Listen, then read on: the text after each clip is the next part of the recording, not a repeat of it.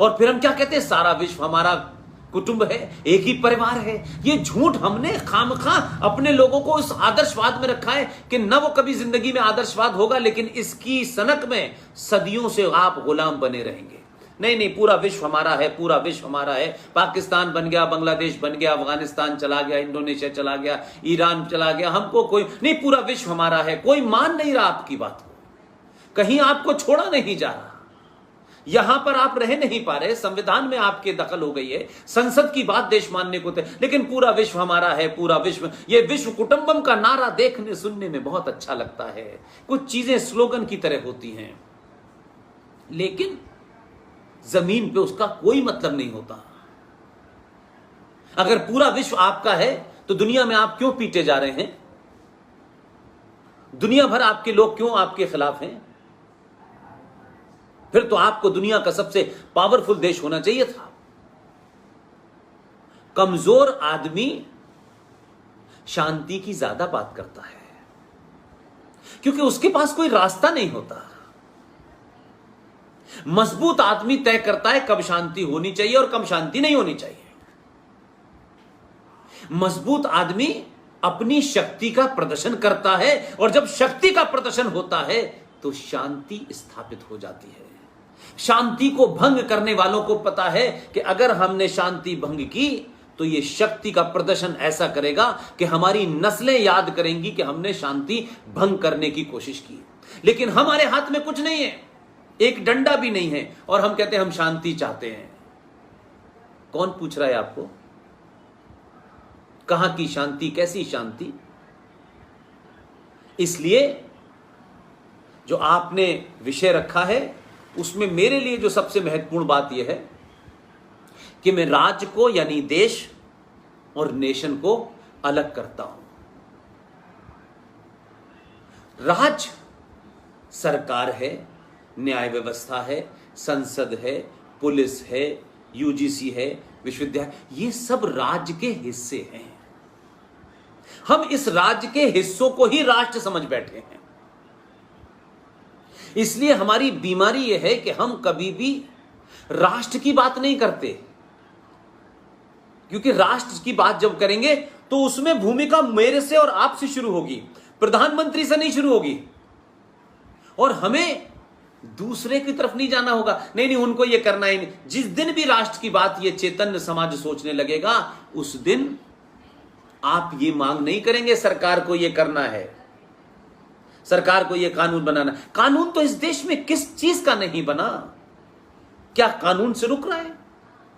जिस देश में 40-50 करोड़ लोग सुबह से लेकर शाम तक 5 वक्त भोंपू बजा करके अल्लाह से ये कहते हो कि हमें अल्लाह का पैगाम जमीन पे उतारना है, उनसे आप उम्मीद करते हैं? उस देश में आप उम्मीद करते हैं कि इस देश में शांति आ जाएगी? 57 देश बना रखे हैं अपने, उसमें शांति नहीं है, क्योंकि वही असली इस्लाम है, वही कुरान है। लेकिन यहां आपको कुछ प्राप्त करना है, अपने एजेंडे को लागू करना है। तो कैसे उस समाज में हम अपने एजेंडे को लागू करें? कैसे इस समाज से हम गिनती में कमजोर हैं, व्यवस्था में कमजोर हैं? सरकारों को ब्लैकमेल करो, व्यवस्था को ब्लैकमेल करो, और कैसे समाज में डर पैदा करो। लिहाजा किया क्या आपने कि इस दरमियान में तमाम सारी ऐसी चीज की आपने जिससे यह महसूस होता है कि आपने पिछले इतने सालों से यह नहीं पहचाना कि आखिर सनातन के दुश्मन हैं कौन और क्या कारण है उनकी दुश्मनी का। उनकी दुश्मनी का कारण यह है कि क्रिमिनल एंटरप्राइजेस 1400 साल पहले टेंट में पैदा हुआ। पूरी दुनिया में उस मजहब की किताब को आगे रखकर उसके बारे में झूठ और पाखंड फैला करके दुनिया में आपने नरसंहार किए, और ये कहते रहे कि नहीं, Islam is a religion of peace, ये तो शांति का धर्म मजहब है, और ये कहते कहते पूरी दुनिया के अंदर आग लगाई हुई है। 57 देश जहां कोई दूसरे मजहब का आदमी नहीं है, वहां भी यह हाल है। आपने इस किस्म की खबरें देखी होंगी, और जो खबरें मेरे पास ऐसी आती हैं जो उससे मैं समझता हूं कि सनातन के लोग समझ पाएं, वो अपने फेसबुक पेज पुष्पेन कुलश्रेष्ठ पे मैं डालता हूं। 4 अगस्त को लेबनान की राजधानी बेरूत के अंदर कितना भयानक विस्फोट हुआ है। यह रामलाल श्यामलाल ने किया है, यह सनातन के लोगों ने किया है, ये वही कर रहे हैं जो किताब में लिखा है। लेकिन आप क्या कहते हैं? आप कहते नहीं नहीं नहीं, सब किताबें, सारे धर्म शांति की शिक्षा देते हैं। कहां लिखा है? किस मूर्खता में भारत का सनातनी पड़ा हुआ है, वो जानता ही नहीं है। लेकिन उसको ये कहने से लगता है कि शायद कुछ दिन के लिए ये जो जिहादी है ये शांत हो जाएगा। वो बेटी को छेड़ेगा, आप लड़ेंगे नहीं। वो बेटी को उठा के ले जाएगा, लड़ेंगे नहीं, क्योंकि आपके अंदर एक कायर कीड़े की तरह जिंदा रहना आपके लिए ज्यादा सम्मानित लगता है बनस्पत इसके कि लड़के अपने सम्मान की रक्षा करें। वो नहीं लड़ सकते आप। फिर आप सरकारों को लेटे लेटे गाली देंगे। आपको नहीं लड़ना चाहिए। कौन सी दुनिया के अंदर सरकारों ने लोगों की सभ्यताएं बचाई? कहां आदर्श बने? आप मुझे बताएं। देश बचाते हैं, देश की सेना है, देश का संविधान है, संसद है, कानून है, वो बचाता है सरकार। राष्ट्र को बचाने के लिए समाज को आगे आना होता है। इसलिए हमारा जिहादी, इस्लामिक मुसलमान जिहादी जो 500-700 साल तक इस देश में रहा,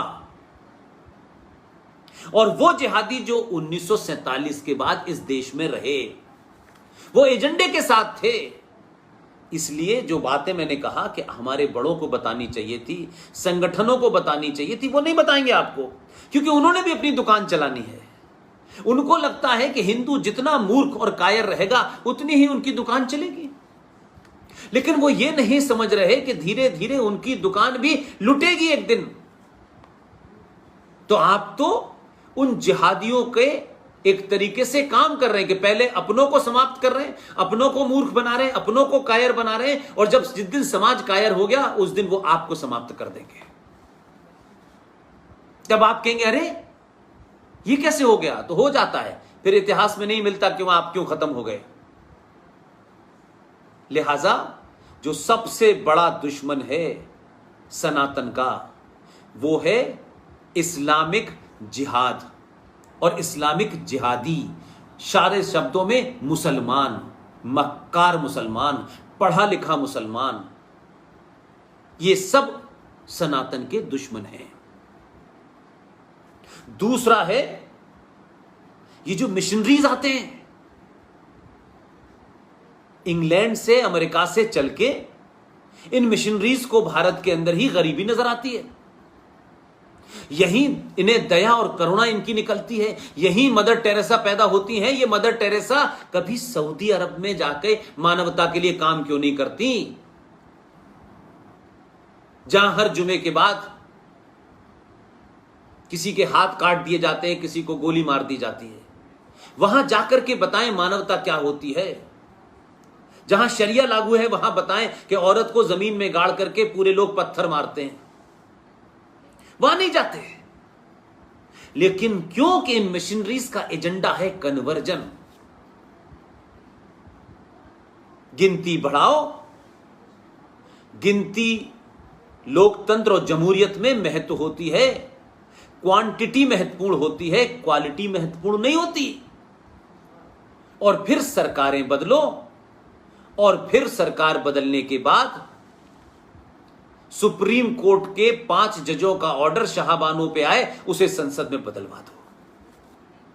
रात के अंधेरे में जब देश का सारा अपोजिशन जेल में है, तो धारा हमारे जो संविधान में 42वां संशोधन हुआ, तो आपने रातों रात 1976 में भारत के संविधान के प्रियम्बल में, जिसमें कभी बदलाव नहीं हो सकता, किसी दुनिया के प्रियम्बल में बदलाव नहीं हो सकता, संविधानों में बदलाव हो सकता है, उसमें अमेंडमेंट होते हैं, लेकिन आपने बदल दिया, सेकुलरिज्म और सोशलिज्म डाल दिया। और सेकुलर भी डाला और मुस्लिम पर्सनल लॉ बोर्ड को कानूनी मान्यता भी दे दी। और अल्पसंख्यक आयोग के नाम पे हजारों खरबों रुपया जो हम आप टैक्स से भरते हैं वो मुसलमानों को पढ़ाने और उनकी जिहादी फैक्ट्रियां जो मदरसे हैं उसमें भी जा रहा है।